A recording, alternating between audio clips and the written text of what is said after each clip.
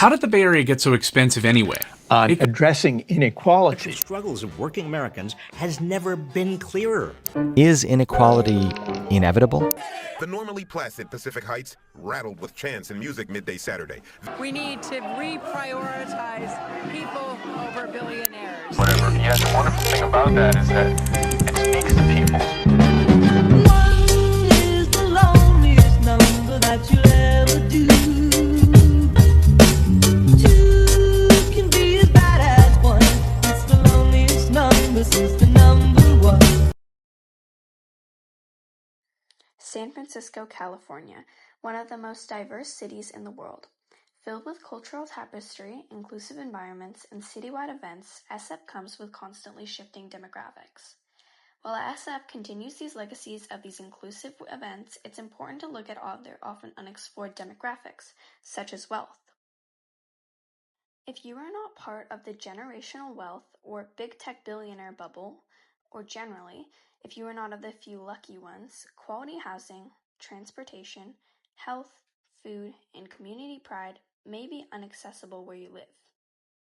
In SF, a lot of these aspects depend where you are. In San Francisco, 17.5% of the population is living below the poverty line. This is what wealth disparity, or the unequal distribution of assets and financial resources among individuals or groups within a society, looks like in everyday life. What does wealth inequality mean to us? What wealth inequality means to me is that I believe that everybody should have equal access to basic needs. The people who are the poorest can just have a baseline of finances so that they will be able to live with dignity. Wealth inequality, it's this idea that there are people that have more than enough and people who don't have enough at all. And that just seems to be getting further and further apart. The rich keep getting richer. But what does that mean for the rest of us? Wealth inequality is measured using the Gini index. The Gini index has a minimum of 0 and a maximum of 1. The greater the value on this scale, the more inequality is present. Overall, SF has high income equality with a Gini index of around 0.531. Compared to the top 100 cities in the US, this is ranked 16. SF's vast amount of diversity comes with gaps in their equity. In this graph, over 9 years, wealth grew rapidly for the top 10%, while lower income residents saw little to no change. I wish I had access to BART from the inner Richmond. So yeah, a little more public transportation to and from my neighborhood. I wish that it was more walkable. We don't have a walkable sidewalk. It just kind of is the main street and a bike path, but the sidewalk kind of ends. There are more parks or more stores that were closer to where I am. So Is there like public transit nearby? There are buses, but there's no bus stop near us. As you can see, accessing all basic needs is rare to find in our big city.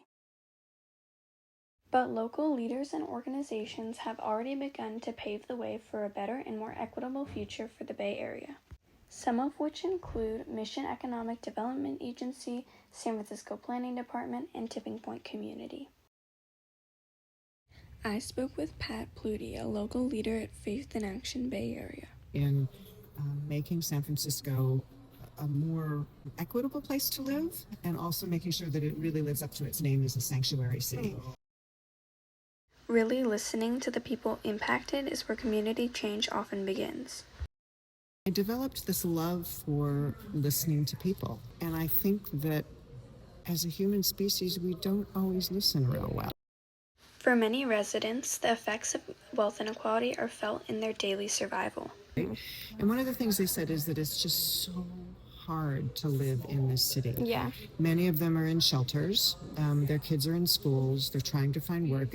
They said, in the shelter, if they come home late, they get a job, they come home late at night, they miss dinner, they're not allowed to cook. So they don't have anything to feed their children until the next morning when breakfast happens. Wow. And they just want support to be able to buy food. If a child gets sick, to go to Walgreens and get medicine for them.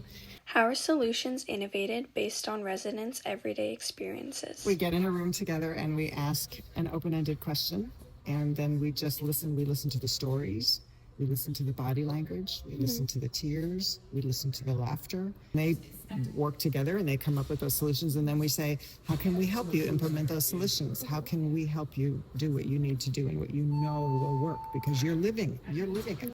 I interviewed with Catherine, Senior Director of Grant Making and Capacity Building at Tipping Point Community in San Francisco's Mission District.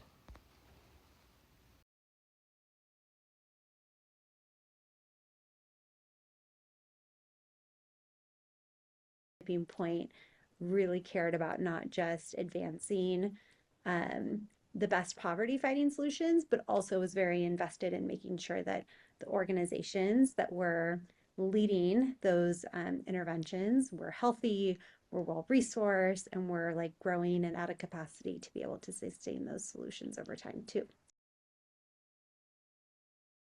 Oversee a team who finds and funds the best poverty fighting solutions and organizations here in the Bay Area.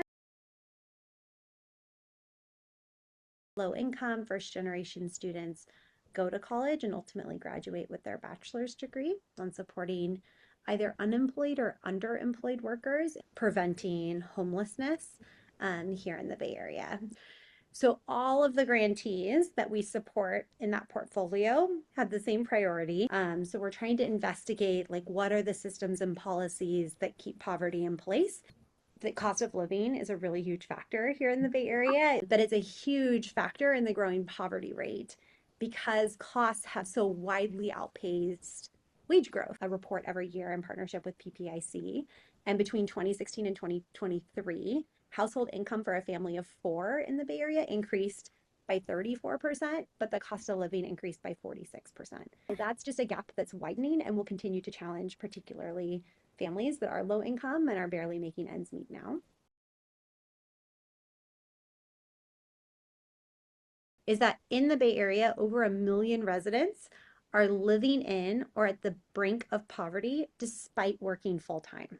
How can like ordinary SF locals get involved for like this kind of advocacy for wealth inequality? I think is being like first and foremost is being informed. So the work that you're doing to learn about these issues and talk to people in that work is super important, right? To like learn firsthand and develop your own opinions. Volunteering at any of these amazing nonprofits is an excellent thing to do. Calling your representative or your senator or your assembly member when there's an issue that you want their support or attention to, and advocating in all sorts of other community ways. All of this work is human-centered and relies on relationship, and like no one organization is going to end poverty in the Bay Area, right? It takes this collective effort.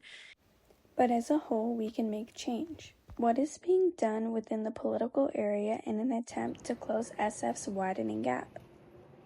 Proposition D is set to go on SF's primary election ballot this year, yet this has caused war from large corporations and local billionaires. What is Prop D? In short, Prop D will increase business tax on corporations with executives that make at least 100 times more than their average employee's median income. This upcharges larger corporations with big pay gaps.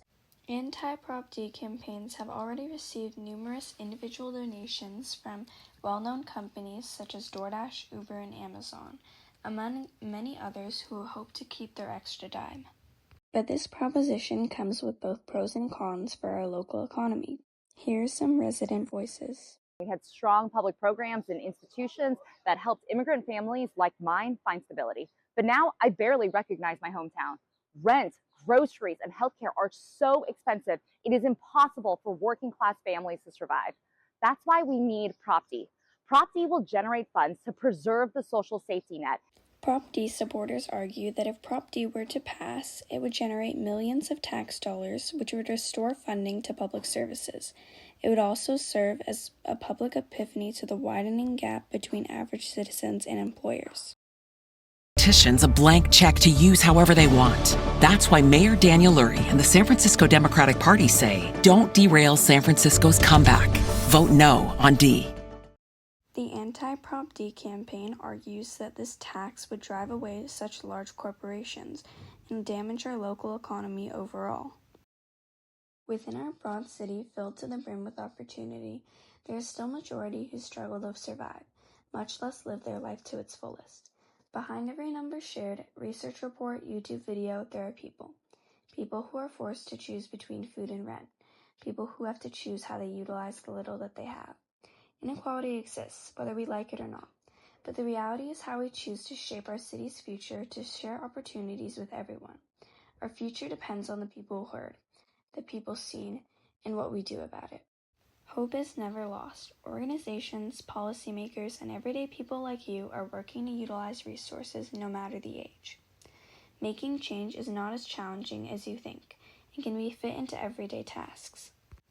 Voting and voicing your opinion and advocating for federal rights, especially on Prop D as mentioned, can even be 5-minute tasks like taking a moment in a daily scroll to check a local program or political team's social media page updates, or volunteering with your neighborhood's local poverty-fighting organization. And if you are fortunate enough, donating to these organizations. To stay updated on all the local news and events, be sure to subscribe to newsletters for these organizations. So the thing I want students to know is it doesn't have to be this way. You can learn how to organize and you can change it.